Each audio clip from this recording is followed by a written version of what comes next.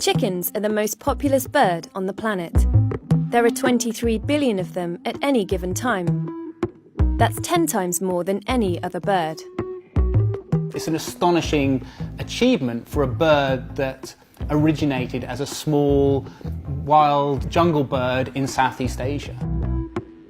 It's by far the fastest growing meat product. But pound for pound, the price of chicken has fallen sharply. How has this happened?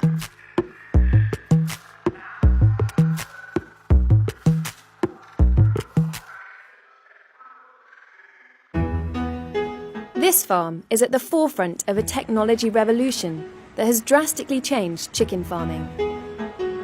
It's run by David Speller, who's pioneered the use of CCTV and CO2 monitors in chicken sheds. Along with his own farm, he works as a consultant, overseeing the raising of around 3 million chickens in the UK.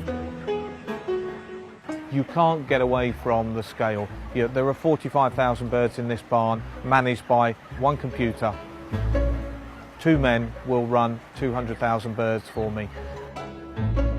Chickens were first domesticated over 8,000 years ago, but it wasn't until the 1940s that major efforts were made to create a super breed.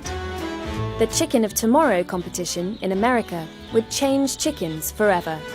The aim of that competition was to try and encourage the development of a fast-growing chicken that could provide a larger amount of protein at an affordable cost.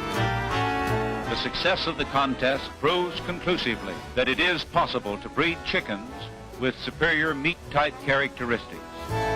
Today, the life cycle of broilers, chickens that are bred purely for their meat, is entirely preordained. They grow faster and bigger than ever before, and they can only live supported by human technology. Modern industrialised farming requires the use of artificial light, artificial temperature. The whole life of these birds is effectively controlled through technology. Chickens have changed so quickly, they are now 4 times the size they were in the 1950s. 90,000 chicks at a time get delivered. It's our job to nurture them and farm them up to a bird that's then ready to go back for processing. That starts around day 34. The biggest birds for us off of this farm are around 39 days of age. Then we have a really frantic 7 to 10 days to clean everywhere, get it all nice and warm and fresh, ready for the next batch of chicks. We do that 7.5, 8 times a year. This efficiency is passed on to the consumer. It's good value. I don't like referring to it as cheap. These are not cheap, these are animals, they have a worth. But it is great value, it is uniform, it's healthy for you, and consumers love it. The reality of farming any animal for meat is you take it to its optimal place and then you take it to turn it for human consumption. These birds, 38, 39 days, is as far as we want to take them for the product that we want to buy. A barnyard chicken can live up to 10 years, showing the huge evolutionary change the broilers have undergone. But selective breeding on a global scale comes at a cost. If the chickens live beyond their planned life, they develop huge medical problems. These birds can't then sustain that rapid weight growth beyond the point at which they're normally slaughtered, because their bodies can't cope with it, and it also puts huge amounts of pressure on their internal organs as well. And there are concerns the chicken industry is relying on an increasingly small gene pool. Pretty chicks? Yes, sir.